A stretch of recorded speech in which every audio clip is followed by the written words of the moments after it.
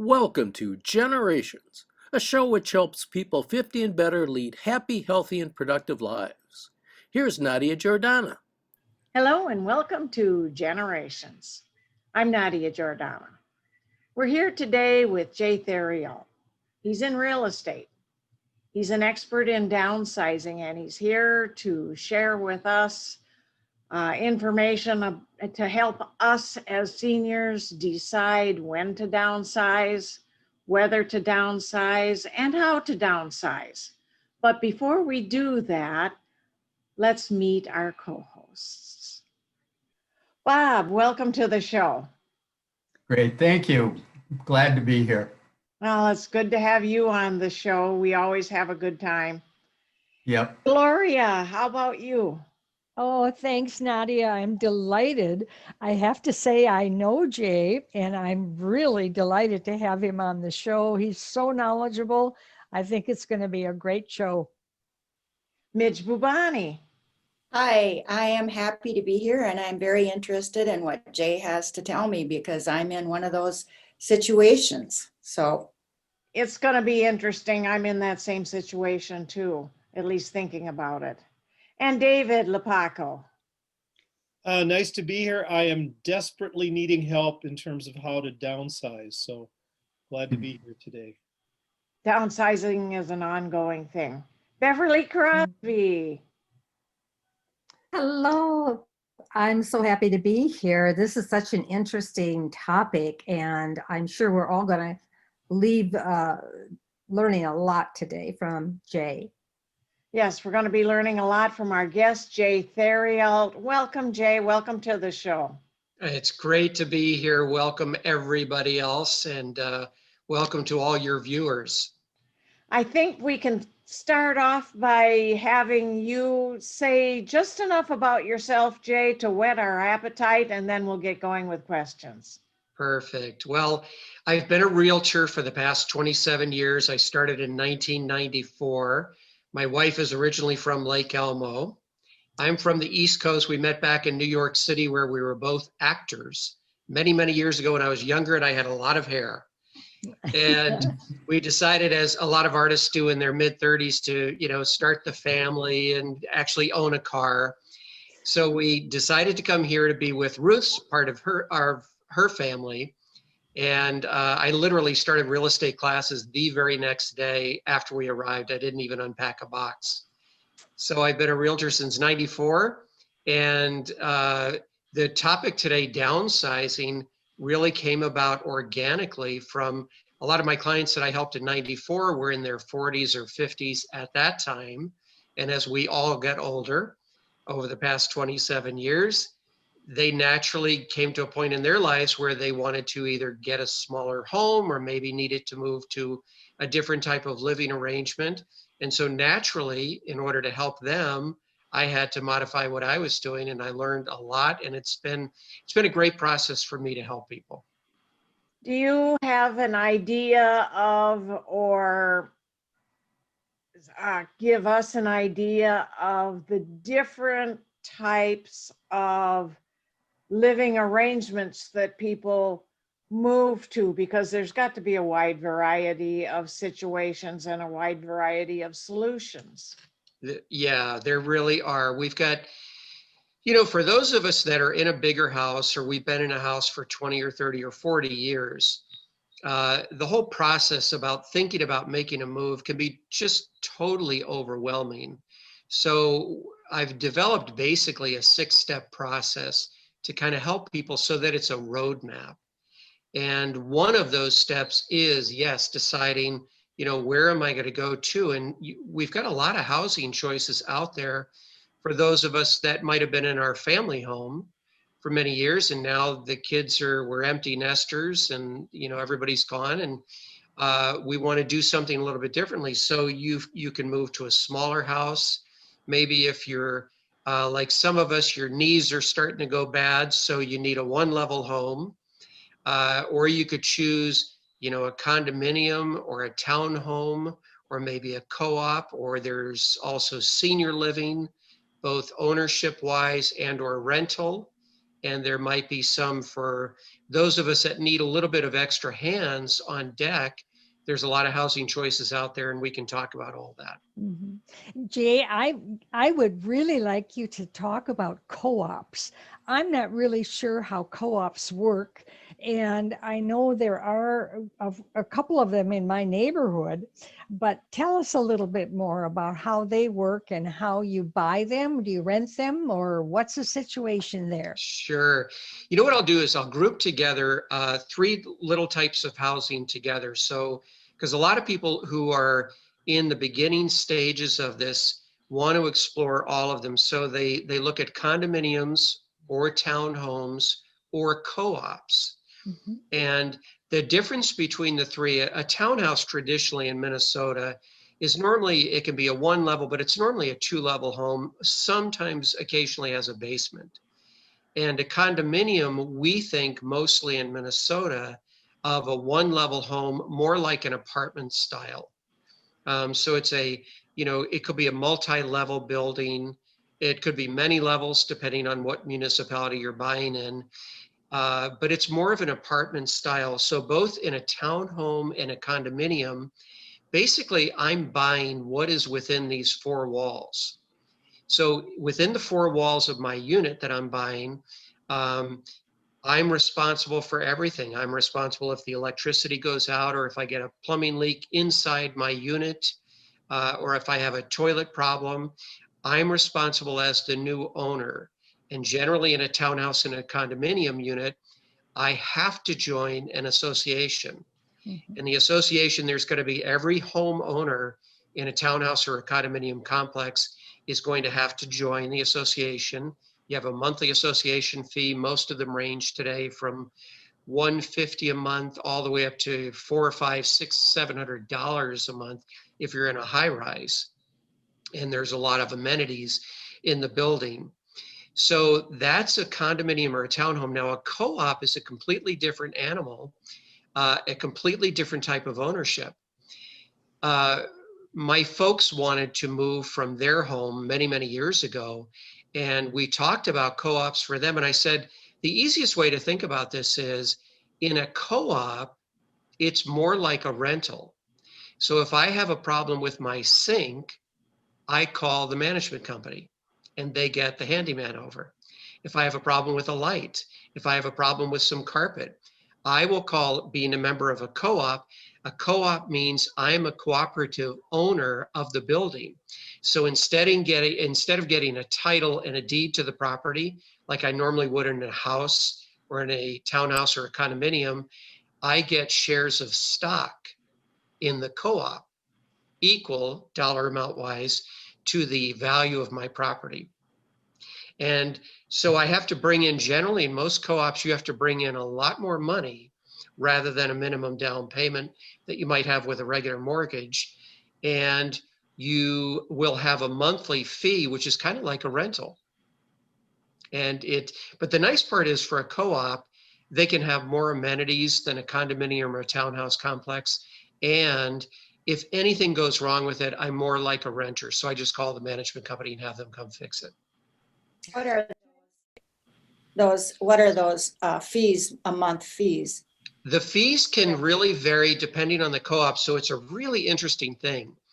If the previous owner brought in 50% as a down payment to buy that co-op unit originally, you have to come in with 50%. If they came in with 35%, you have to come in with 35%. So it's very interesting in a co-op, whatever the previous owner did as far as coming in with a down payment, that's how much you have to come in with. And then your monthly fee will be based on how much more you owe the co-op for the rest of your shares of stock. So it can vary even in the same building. I want to go back to kind of the beginning. We talk about the 6 steps that you talk about, that you speak about. You've been a realtor. You've been, a speaker, entrepreneur. You've done so much. You have so much experience in this profession, but you now spend a bit of time on teaching people the 6 steps about downsizing and selling their home. Isn't that right? Can you tell us a little bit Right. about that? Yeah, the first step is, like, whenever I meet with a client who's been in their home for many years and they're just starting the process of thinking about downsizing, the first step is we're going to have a consultation, and you can do this at home on your own. So in the consultation, I'm normally asking questions like, okay, what's precipitating the move? Is it just that now you're an empty nester and you don't need this much square footage? Or it could be, you know what, I just don't need the expense of heating a 2,900 square foot house when I really just need a 1 or a 2 bedroom unit. So it could be expenses that you want to cut down on. It could be that as we're getting older, a lot of us will have needs that maybe we need, some skilled nursing care. Maybe we need some assisted living. Maybe we know down the road, one or myself or my partner, my bride is, maybe going to need some extra care. So first we're going to be in independent living, and then we're going to move into assisted living where we'll have somebody come in and check on us. So the first steps are, why am I moving? And thinking about what are my needs going to be in the future? What is a lifestyle that I'm looking for? And what's my ideal time frame? Is this something that I'm thinking about maybe in 2022? Or is this something that I know is more imminent? You know what, in 3 months, we need to kind of get moving here because we waited a little bit too long. And that's okay. You'll still have plenty of choices out there. So the first step, where am I at today? The next step is exploring the housing that you might want to move into. If it is a single family, maybe it's a rambler. You still want to get out there and cut the grass and shovel the snow, God forbid. But that's really your desire, and you don't want to be in, more of a group living environment. So we figure out what are all the choices that you've got as far as where you want to move to. So that's the next step, is trying to figure out where you're going to move to. Then we need to assess, okay, well, I've got a house full of furniture and clothes. What do I actually need? So then we assess, what do I need for my next move? Well, it's going to be a 2 bedroom, 2 bath, about 1,200 square feet. I'm in 3,000 square feet now. I've got to downsize a lot of stuff. So I help people figure out, well, what do you want to really bring with you? I definitely want the bedroom set. I definitely love the living room set. The dining room set I could get rid of. And so we start thinking about that. You can also do this with friends, or you could do this with family members or trusted advisors. And you figure out, what am I going to need to take with me? And then what am I going to need to get rid of? And there's a whole process for that as well. And that's where a lot of us get really overwhelmed. If we've got 30 or 40 years worth of stuff in our house, it's like, where do you even start with this? So we start by figuring out, what is it you need? And then what is it that is important to you that you definitely want to take with, or you want to distribute or disperse among family members? And then the rest of it, we figure out where's a good home for that. And then if you've got a home and you're going to need to sell it, there's lots of options for you out there today. Used to be, we would always just call a realtor, and we would have them come over, figure out what's the worth of my home in this present market. What type of market are we in? But now there are also investor groups. We own an investor group where we will come in and buy your house as is. So if you don't have the money to fix up your home, or you just don't want to be picking out carpets and new kitchens and new bathrooms because you don't know, if you invest in that, am I going to see a return on that?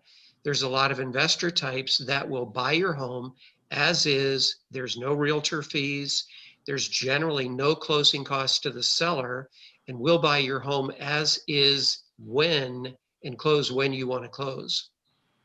And then if you have a home and you want to go through the regular, you've done a lot of updating over the years and you'd rather go with a realtor, then you go that route. Do you want to just clean it up, but you don't want to be replacing carpet? You don't want to necessarily be painting everything, and you just want to clean it up and then put it on the market? Or do you want to go the extra 9 yards, replace carpet, paint everything, maybe do a little upgrade on countertops, and then, maybe stage it with some furniture. I've heard about the companies that will just buy your home outright. Say you have a home that you think the county says has a value of $400,000. What percentage of that is likely to be the offer from such a company? I mean, what is the cost to the seller? It really depends on the house. Here's the way investors think. When we're looking at a property that we're going to buy, and let's say that we're going to buy it and we're going to flip it, we're going to come in, update it, rehab it, and then put it back on the market, 4 or 5 months from now.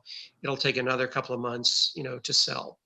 So we come in and we look at what is the after repair value, which basically is if I did all this work on the house, if I upgraded everything, what is the maximum that the neighborhood is sustaining right now? Let's say your home, if everything was replaced, and it would be, let's say 425,000. Then I come in as an investor, and I'm going to take a look at that. I'm going to say, okay, the after repair value, the ARV, is 425, but it's going to cost me 50,000 to get it up to that 425. So now I'm at really 375 that I could purchase it, and I need a little bit of room in there for a profit margin and holding costs, where I've got to pay my money lender, and I've got to pay heating and garbage and water, sewer over my 6 months that I'm going to actually own the property. So I'm going to probably be a little bit lower than that 375 even, because I've got to build in a profit margin. Now, for some people, I might walk into a house and say, you know what, you guys are just too good for me. And the owners will be like, what? But I might see a house that really they've done all the work. They've done all the labor and the sweat equity. And as an investor, I really shouldn't get that. They should get that profit. So I might say to them, you know what, you're going to be better off. You're going to be able to get more money with a realtor. Other folks, you might be able to say your house is worth 400, but fixed up, it might be worth 450, 475, but you don't want to put that money into it. We might come in and, give you an offer of, let's say 380, 390, and we buy it as is. So you don't have to make any repairs. You don't have to, we'll close when you're ready to close. So if that's 3 months from now, or if that's in 30 days, we'll close when you're ready to close. And generally speaking, we will pay a lot of your closing costs as well. It can be fast. It can be very painless. You might not make as much money as if you did the work yourself, but for a lot of people, not dealing with that headache and not dealing with that extra expense, if we can get within the realm of where they want it to be, they're like, perfect. Is there a fee associated with your services when you come in and help people for this period of time?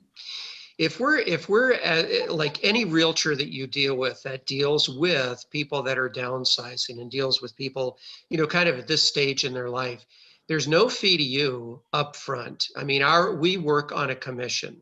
Generally in Minnesota, the commission is about 6% of the sale price of the house that the seller gets charged. And then we take that commission, we split that about almost 50-50. And there's no hourly fee. Our commission, if we're successful, if we get your home sold at the end of the day, that's when we get paid. Okay. I've heard about reverse mortgages, and that I don't understand those at all either. And I thank you for explaining co-ops. That was terrific. In a reverse mortgage, you stay in your own house. That is correct. You explain that to us, please? Sure. So for people that want to stay in their home, and there's a lot of us out there that know we need some help, or that we know we need some help with financing. The expenses are getting too much, or we're on a very fixed income. Let's say that our house, we bought it 40 years ago. We actually paid it off for about 20 years ago, potentially. So we've got, let's say our house is worth $350,000. We've basically got a bank of $350,000 sitting there. So a reverse mortgage company, I'll call them up. They'll come out and do an appraisal on the house. they'll tell me, well, we think it's worth about 350. They will then, it's basically like having 350,000 in the bank.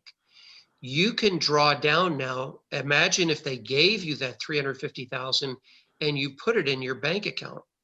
You can then draw down on that as you need it. Let's say you need $1,500 a month for your monthly expenses. You can draw down on that 350,000 very slowly over time. Let's say 1 month you only need $700. You can do that as well. You basically pay 0 interest on it, on the money. They're going to charge you interest at the end. So when you can draw this down until you reach about 20% of the value of the home. So just to keep this really easy, if your house is worth 100,000 and the reverse mortgage company is going to give you 100,000, you can draw down to about where you've spent about $80,000. $20,000 they don't want you to touch, because if they get the house back, you can't make any payments to them or whatever. They need to know that they've got some equity built in there if they need to take it over and sell it, so that they're not going to lose money. So reverse mortgages can be good. I always say, do it with a little bit of caution. I mean, a lot of us want to, in our present homes, we want to be able to take that and give that to our children, potentially. When I go to a senior care living facility, we're going to sell the house. I'm going to use part of it for my senior care, but then I want to give the rest to my kids, or, when I pass away. In a reverse mortgage situation, you're basically eating up that equity by the amount of money that you're drawing every month. So it can be, you don't want to get to a point, and it is kind of a rare thing. One fear is, what if I draw it all the way down to 20% and I'm still in need of money? Well, then you need to sell your house and you need to pay them back that 80% that you've in essence borrowed on the reverse mortgage. So you need to be very careful about that. You don't want, a reverse mortgage company to have to take back over your home. But for people that want to stay in their home, there's all sorts of services that you can get: visiting nurses. You can get, people that are home healthcare facilitators that will come by. You can get, a visiting nurse to come by and make sure you're taking your meds. I was going to say, I would imagine people go through several different downsizing phases, from a big house to a condo or townhouse, and then on to senior housing of some sort. They could. We have a lot of, for people that are either at retirement age or after the age of 60, we do see a lot of different moves that they'll make. Sometimes they're moving down south where it's nice and warm. But then 15 years later, as they're getting older and maybe a little bit more needy, they're moving back up here to be close to the kids. And then they're moving into a place, maybe it's independent living, because they can still do everything on their own. They're still driving, they can still go to the grocery store, but they want to be in a facility that has assisted living as well. So in case they start to need some services, I need a little bit of help dressing. I need a little bit of help bathing. I need some help making sure that my meds are being taken correctly. Then you can move into, in the same complex, the assisted living. And basically that's an a la carte menu that I just need somebody to come in here once a day and help me get dressed. And then, a lot of us, unfortunately, will need memory care. And so then, in a lot of these larger senior living facilities might have independent living and assisted living and memory care all within the same building, but just in different areas. Jay, one thing I was wondering about, whenever we have someone who has expertise in a particular area, I know that we all have a certain level of common sense that we can use to guide us. And so if all I hear is the same platitudes, I'm not saying you're doing that in this case, but if I hear things that are just sort of commonsensical, I say, well, okay, but I think I already knew that. But is there anything you could say that either is sort of counterintuitive or something that people like us wouldn't have thought about that's really essential in this whole downsizing process? Because I can sort of sort it out in my brain, but there's probably something I'm missing that you would see that I just haven't been seeing in my thinking about this. Sure. You know, it's having the ability to take a 20,000-foot overview like you're flying over in a plane. So a lot of us who are in our homes, when we're thinking about making a move, well, we don't know all of these items. We don't know what our needs are going to be. We don't know exactly the time frame. A lot of us want to stay in our home, and some people stay in their home a little bit too long. And, you know, you might have known somebody like that where, you know, now they're falling or they're, you know, doing whatever. And so it's about being able to pull back and look at it from that 20 or 30,000 foot overview. Why am I needing to move? Why am I thinking about making a move? Where are my choices? What are my choices on where I can move to? And then what do I need to take with me? You're right. This is really intuitive. And you might need occasionally to do some research. And thank God we have, you know, Google now and other search engines where we can do a lot of research from our home on our computer. And there are people that have companies specific to helping you downsize your stuff. And they will come in and literally sit with you. I've had clients in the past that, you know, their spouse had passed away a year or 2 or 3 earlier, and their kids are all away. And now they're really just almost stuck and frozen. So there are companies that will come in and they'll literally sit down and look at all the photographs with you and say, well, these are the ones that I think you want to keep or distribute. And then what are some of the heirlooms that you want to keep or distribute? And so it's just a bigger process. What I would suggest to people is, you know, give yourself enough time to really go through this process. And there's a lot of emotions. I mean, they've done a lot of studies through AARP. You can look them up, and other venues that deal with geriatrics, all of us over the age of 60. You know, there's so much emotion that can be tied up into leaving your family home because it's a new chapter for you. And it's sometimes a chapter we don't want to face. You know, we think about, oh my gosh, I'm leaving everything that I've known and loved. So that's where getting some good counsel, whether it's family, friends, other trusted, you know, people that you have in your life, or maybe a professional, can be really helpful to help you sort things out. Jay, we've run out of time. This is so Oh. fascinating. I had about a dozen more questions I could have asked you. So maybe sometime offline we'll do that. Thank you so much for being a guest today. This is something all of us in our group at least have already thought about, and some of us are thinking about it actively. So thank you so much. This was really valuable. My pleasure. Happy to be here. Thank you. And Bob and Dave and Midge and Yeah. Gloria and Beverly, thank you everyone. And of course the viewers for watching Generations. We'll see you next time with a brand new guest.